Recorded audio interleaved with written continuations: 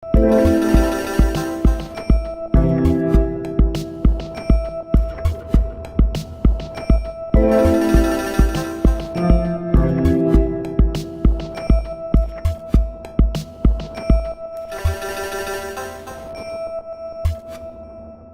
preguntar-li al professor Ponce si això de la clínica jurídica té a veure amb el projecte de dret al dret.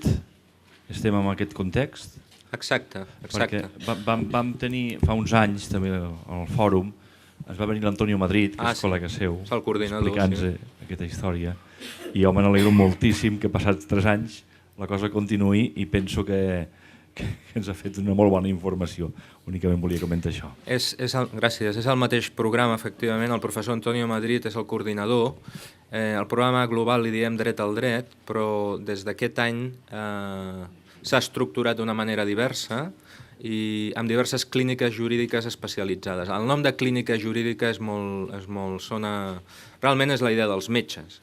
Són clíniques legals, s'utilitza una metodologia de clínica jurídica. Aquí a Espanya això és molt estrany, però en altres facultats de drets arreu del món, especialment als Estats Units, és molt freqüent. I ara ja tenim, sembla que són 7 o 8 clíniques jurídiques, entre elles una de drets socials i una altra de dret immobiliari. I en aquestes clíniques jurídiques sempre hi ha professors, tutors i alumnes operant, per dir-ho d'alguna manera. Per tant, és el mateix programa, si ja el varen sentir, sento haver repetit, amb alguna petita modificació, diríem, i potenciació, i tant ell com jo estem a la seva disposició. Últimament apareixen moltíssimes notícies relacionades amb problemes que hipotequen la vida de moltes famílies i persones, i és l'existència de moltes famílies afectades per hipoteques que no poden pagar i, evidentment, aquí des de la seva exposició hem de fer alguna cosa i possiblement, jo ara ho deixo com a pregunta, és a dir, el dret a l'habitatge, quan una persona ha disposat d'aquest dret, però desgraciadament per motius de perdre la feina ell o d'una desgràcia, queden davant del banc no solament desprotegits d'aquell bé que tenien, sinó que segueixen hipotecats bastanta part de la seva vida perquè han quedat endeutats a més d'haver perdut l'habitatge. Això, si efectivament l'article 47 de la Constitució hagués de tenir alguna vigència, no hauria de moure les consciències dels legisladors i de l'Estat a efectes de buscar alguna solució, encara que fos momentània, per aquest problema? Sí, clar, ara el que surt... En l'àmbit de l'habitatge, que no és un tema... Malgrat és un tema que està entre les preocupacions principals dels ciutadans, òbbiament ara havia estat el primer o el segon, ara ha passat el tercer o el quart, perquè primer és menjar i després s'entén, no? Però ara no la moda, però a premsa efectivament està el tema de les hipoteques, no? Jo mateix manejava per aquí, en fi... Primera precisió, jo crec que hi ha un tema d'hipoteques, evidentment, però també hi ha un tema de desnonament per problemes de lloguer. Potser els problemes s'han de mirar, primer no s'han de mirar quan ve el drama, sinó que s'haurien de mirar abans i estructurar mecanismes preventius i després s'han de mirar en conjunt. Tenim un tema d'hipoteques, però tenim un tema de desnonament per manca de lloguer. Pel que fa a les hipoteques específicament, jo crec que la qüestió, el mecanisme de mercat està bastant clar. La gent demanava crèdits i els bancs donaven crèdits. La gent demanava crèdits molt alts i els bancs donaven crèdits molt alts. Hi havia un sobreendeutament. Les regles del joc de tothom, per ignorància o no per ignorància. Jo aquí, hi haurà dolents i bons, com a totes les pel·lícules han d'haver-hi a tot arreu. Però les parts, un sabia que demanava un crèdit, l'altre sabia que atorgava un crèdit. La idea, paradigma era que com que aquell habitatge en cas de no poder pagar es vendria i s'obtindria una plusvàlua, amb aquella plusvàlua es netejaria el deute i per tant doncs ja està, la casa se la quedaria al banc i potser encara sobraria una mica. Tot això quan hi ha la caiguda i la crisi econòmica, com era previsible, ja no funciona. Què passa ara? Que el deutor ho és pel bé que li queda embargat i per la resta del seu patrimoni, és el nostre sistema. Què es pot fer? Jo crec que els síndics i síndiques i defensors i defensores locals poca cosa poden fer.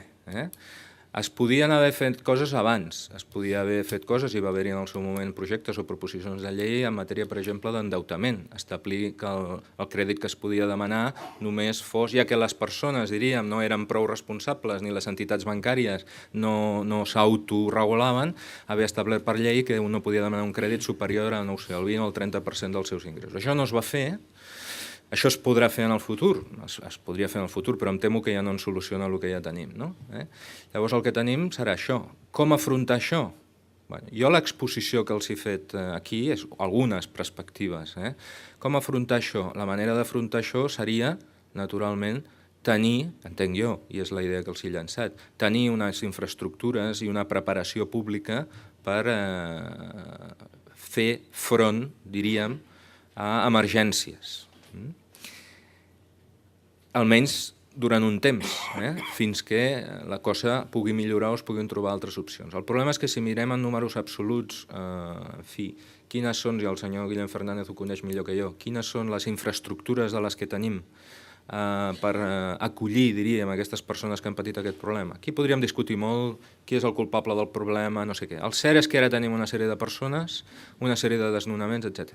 Si mirem quina és la infraestructura que hem anat construint pública per donar resposta a necessitats d'habitatge, vostès tindran la imatge del seu municipi al cap, jo el desconec, però la meva impressió és que tenim molt poca cosa.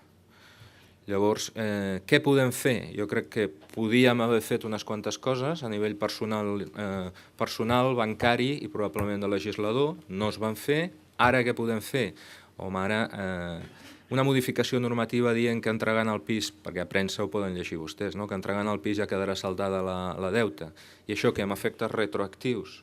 Quina seguretat jurídica dona això a les regles del mercat? El mercat ens agradarà o no, però són les regles del mercat. La gent va contractar sota unes regles, les entitats bancàries van fer les seves previsions, etc. Jo crec, evidentment, que s'haurà de fer alguna cosa, però aquesta cosa més aviat de canvi, jo els hi podria dir, un canvi espectacular que digui que a partir de demà, doncs, entregant el pis ja està. Però quin impacte té això en tot unes operacions econòmiques, etc. Doncs la solució, no ho sé, vostès la sabran millor que jo. Quina capacitat d'acollida, habitatges dotacionals, etc., té per atenuar l'impacte del que tenim i del que vindrà. Des del dret, jo no tinc respostes. L'article 47, evidentment, fa que si una persona es queda al carrer, jo em quedés al carrer amb les meves dues filles sense cap habitatge, m'adreçaria al meu ajuntament, diria que tinc un dret a l'habitatge i aquest dret a l'habitatge fa que hi hagi una obligació de mitjans de prendre totes les mesures necessàries per poder satisfer amb el dret a l'habitatge. I llavors què faria l'Ajuntament? L'Ajuntament no parlaria del dret a l'habitatge, m'enviaria a serveis socials. Estaríem en una altra lògica. Jo els he estat parlant de dret a l'habitatge, no d'emergències socials.